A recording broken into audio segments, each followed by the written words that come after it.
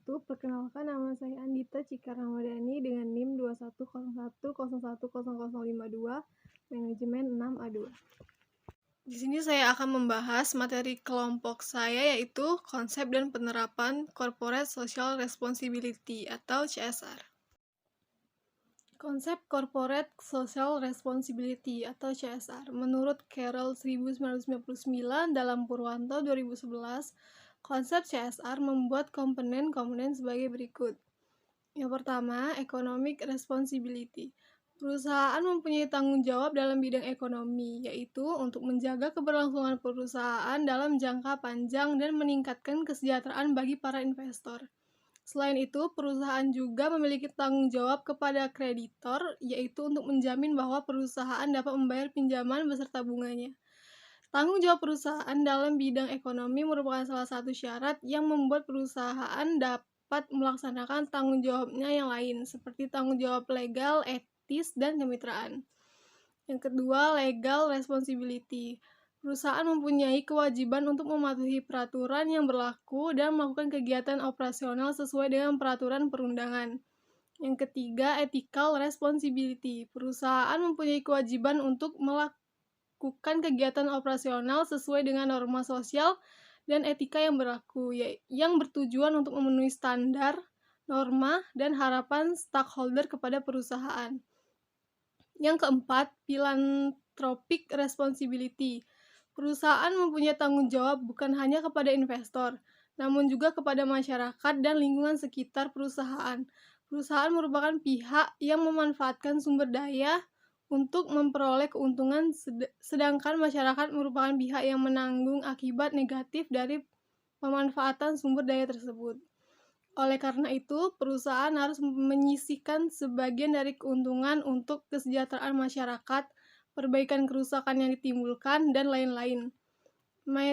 Matthew 1995 dalam Sembiring 2006 menjelaskan bahwa pengungkapan tanggung jawab sosial atau social disclosure atau corporate social responsibility disclosure adalah proses mengkomunikasikan dampak sosial dan lingkungan yang terjadi akibat dari aktivitas ekonomi perusahaan terhadap pihak-pihak yang berkepentingan dan terhadap masyarakat keseluruhan.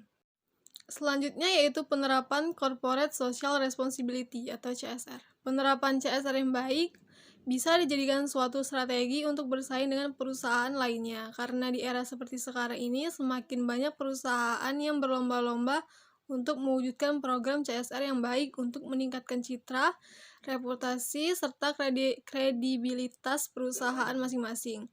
Terlebih lagi jika dengan CSR tersebut bisa membawa dampak positif bagi perusahaan mereka, seperti perayaan reward atau penghargaan yang semakin menunjukkan bahwa memang perusahaan tersebut memiliki kemampuan untuk menerapkan program CSR sebaik mungkin sebagai salah satu strategi dalam meningkatkan pamor perusahaan.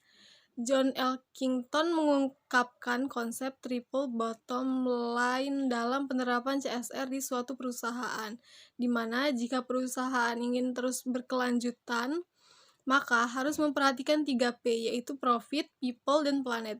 Konsep ini menjelaskan hubungan antara menjaga kelestarian sumber daya alam dan lingkungan, keuntungan perusahaan, dan menjaga hubungan dengan masyarakat umum maupun sekitar perusahaan, di mana profit merupakan suatu bentuk tanggung jawab yang harus dicapai perusahaan dan merupakan orientasi utama dari sebuah perusahaan sebagai keuntungan. Sedangkan people merupakan masyarakat yang berada di lingkungan sekitar perusahaan tersebut dan biasanya merupakan penerima langsung dari setiap program yang dijalankan oleh suatu perusahaan. Pada dasarnya, masyarakat memiliki hubungan yang kuat dalam rangka menciptakan nilai bagi suatu perusahaan. Planet adalah lingkungan fisik yang ada di sekitar perusahaan tersebut, yang biasanya merasakan dampak langsung dari setiap aktivitas yang dilakukan oleh suatu perusahaan. Setiap aktivitas perusahaan yang menyebabkan kerusakan lingkungan tanpa ada penanganan lebih lanjut dari perusahaan terkait dan berlangsung terus-menerus cepat atau lambat dapat menghancurkan keseimbangan lingkungan sekitar dan akibatnya akan berdampak buruk bagi perusahaan maupun masyarakat sekitar. Jadi itulah yang bisa saya sampaikan pada pembahasan kali ini. Lebih dan kurang saya mohon maaf. Wassalamualaikum warahmatullahi wabarakatuh.